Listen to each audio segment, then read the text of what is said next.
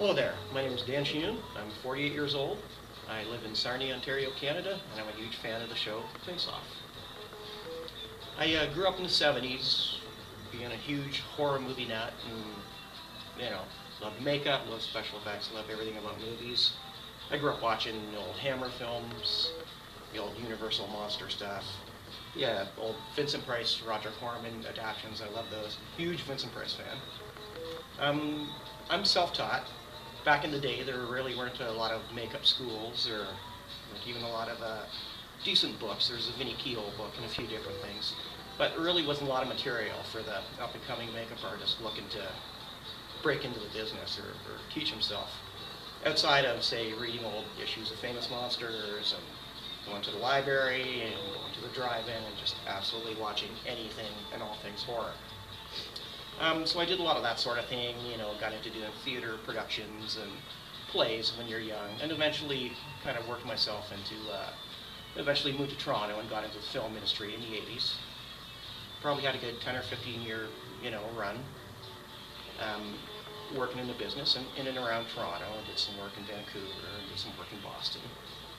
And worked on quite a few shows. I mean, worked on the Goosebumps TV show. You're probably familiar with. I'm sure a lot of the kids who are, on Face Off probably grew up on Goosebumps. They're, I'm that old. I grew up in the 70s.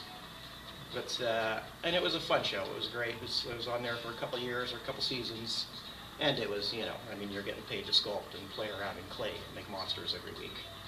So that was a good experience. I worked on different films. Ginger Snaps, you might have heard of, had kind of a cult following. Worked on like the Jurassic Park ride for Islands of Adventure theme park in Florida. I worked on something called Voyage of the Unicorn in Vancouver in 2001, which was nominated for an Emmy for Outstanding Makeup for film or miniseries. It was quite an honor. I got to fly up to LA with my whole family and went to the Emmy broadcast. I brought my mom as my date because she's a huge horror show nut. A bit of a lifelong dream for her. And it was great.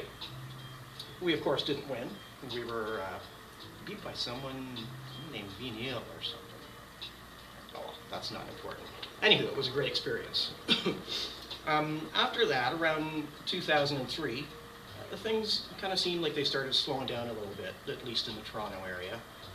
Whether that was just the advent of CG effects becoming more prevalent in films, or I think a lot of the films they're making in Eastern Bloc now, those sort of low-grade, horror sci-fi B films that employed so much of us for so long, have gone after the almighty tax dollar, and they're not being made around here anymore. So, kind of in the interim, I spent a lot of time doing prop work and some set deck, working on theater productions and plays. But for the most part, for the last 10 years, I've kind of slowed down. You could say I'm in semi-retirement now.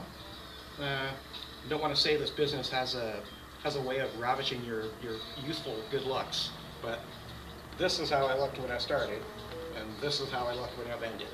So I've kind of been out of things for about 10 years, just dabbling here and there. I still do a lot of Halloween makeups and such. I keep busy. I try to keep creative. But I'm thinking of maybe getting back into the business now. Maybe trying my hand, hopefully, at the show and see if I can hold my own against all these young bucks. On the show, I see there's always an obligatory old dude every season. That would be me. And yeah, the old guys seem to be holding themselves pretty well. I think maybe I'd be a good fit for the show. I certainly look forward to the opportunity to be on the show, and I thank you very much for your time. Thank you.